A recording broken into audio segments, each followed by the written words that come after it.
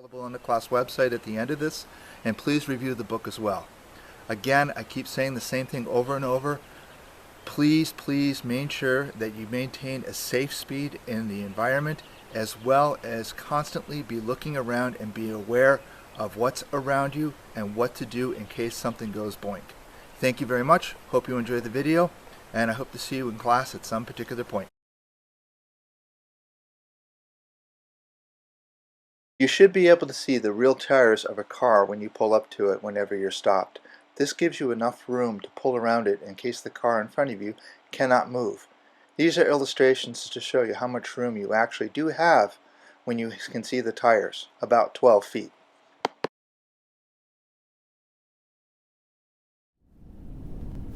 Now let's look at line of sight and path of travel issues in an urban environment. This is cruising down Main Street in downtown Montpelier. What I'm looking for is anything that could possibly interfere with my path of travel. What I'd like you to do actually is count them as we drive down this particular path, because there are a lot of them, and there will be a quiz. As you can see, I have cars parked to the left and to the right. What I would be looking for is, are there lights going on? Are there people in the seat? Are they going to pop out and open the door in front of me? That truck that I just passed had its light on. It was going to turn. I have cross streets here. Are cars going to come out from there? I have crosswalks. Are there pedestrians close to the crosswalk? Do they look as though they're going to cross? I have to be constantly evaluating all these particular situations as I drive down the road. Now, watch ahead of me as the traffic stops and what I do. I start to slow down. I watch their brake and their turn signals to see what they're going to do, and I see the truck is going to turn to the left. I'm still looking ahead 10 to 15 seconds, or as far as I can, to see if there's anything that can interfere in my path of travel. Here, I'm going to put on my turn signal because I am going to be making a right-hand turn. I stop before the crosswalk so that way cars can cross in front of me. Once I saw the brake lights of the car in front of me turn off, I moved across the crosswalk and then moved in the right-hand lane to execute my right-hand turn.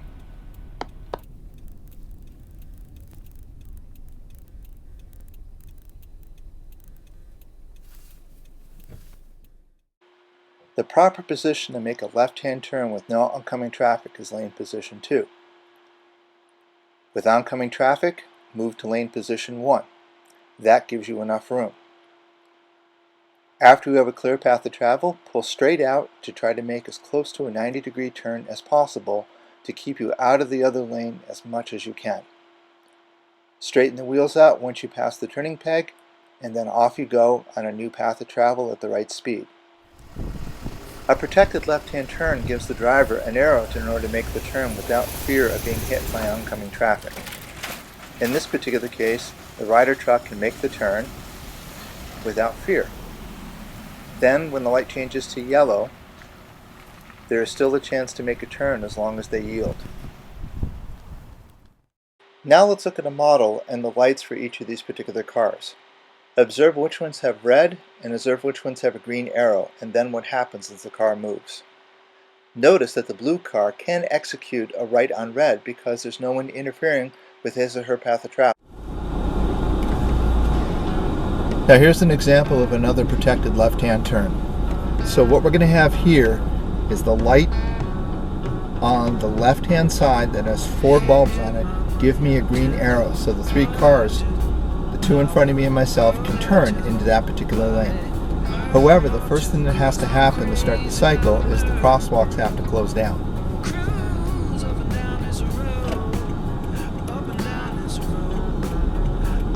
Even though this is a left-hand turn only lane, it's still important to turn on your blinker.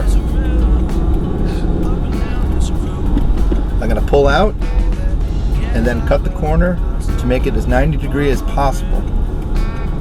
Then I'll straighten out once I see my turning transition point, and then proceed down the road, checking to the left and to the right to make sure I have no pedestrians, and also checking cars to see if I see any brake lights going on, any reverse lights, any signals, and any people sitting in the car possibly wanting to move their car out to my path of travel.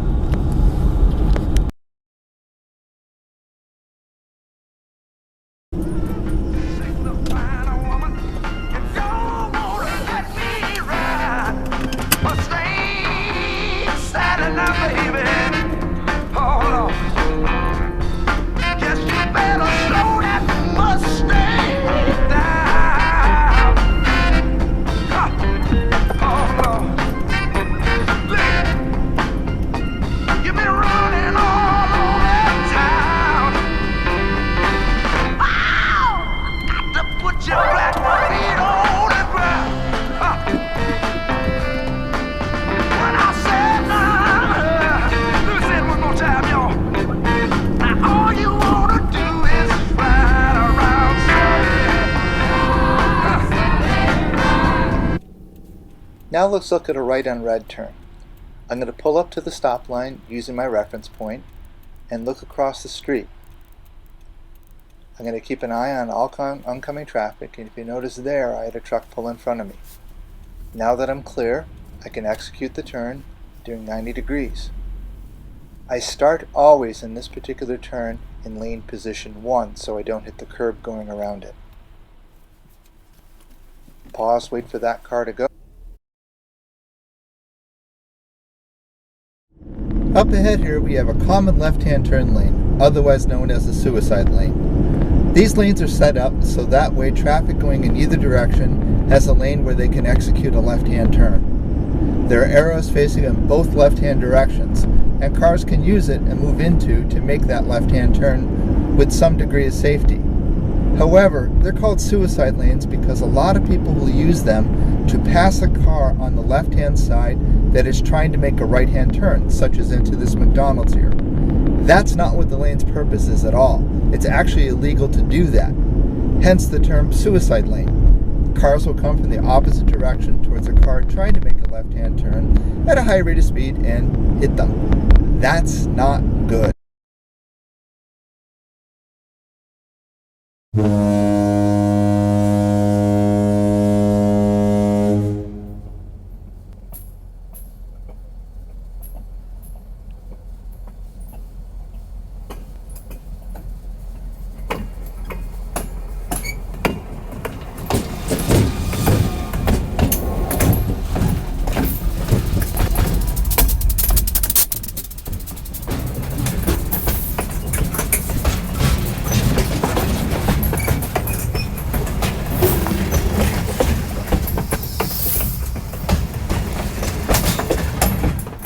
Okay team, we're going to talk about railroad crossings.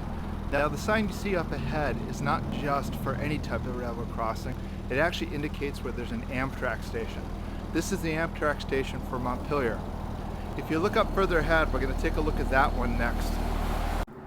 This is an example of an uncontrolled railroad crossing where all you have is a crossbuck and a popsicle to indicate where it is. Normally you see these in rural areas and also in some cities where they can't put up a control gate. This is the type of crossing that school buses, other kinds of buses, and any type of hazardous material vehicle has to stop. This is an example of a railroad crossing with a control gate on either lane. These are triggered by the engineer about a quarter to a half a mile ahead to give drivers adequate time to either get out of the way or stop.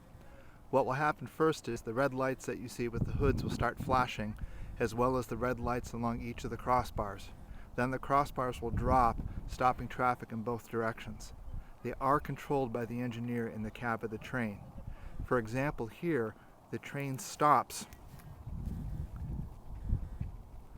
over here at the Montpelier Junction.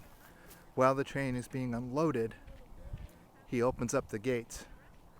After he's ready to move, he closes the gates for the train to pass safely by.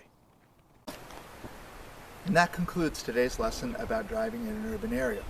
Please make sure that you review all the concepts that we talked about in here, the chapter in the book, and then take the quiz that's available on the class website. Thank you, and hope you have a good day. Stay safe.